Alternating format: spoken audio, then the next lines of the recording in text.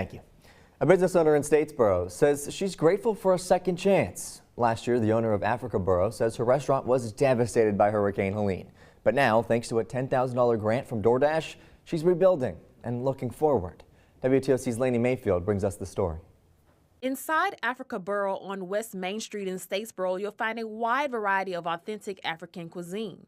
Oxtail, fufu, egusi, jollof rice. Adenike Ogundari, who also goes by Nikki, serves authentic African food and natural goods at her restaurant.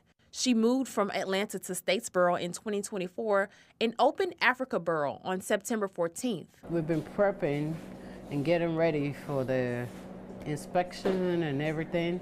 I had a lot of workers that have been cooking. Then Hurricane Helene tore through parts of the southeast and the low country. Ogundari says all of her power went out, leaving her with just one day to sell food before it spoiled. The rest, food she and her staff worked tirelessly to prepare, had to be thrown away.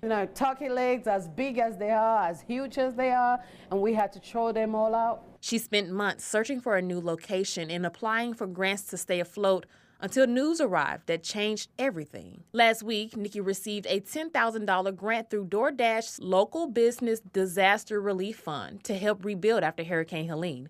She says the support means more than words can express. Now we're going to be able to put it on the business. We're going to be able to absorb some of the debt that we've acquired. Ogundari says if you've never been to Africa, this is your chance to experience the culture without ever leaving the Southeast. From our herbs to food and culture and clothing, we have it all.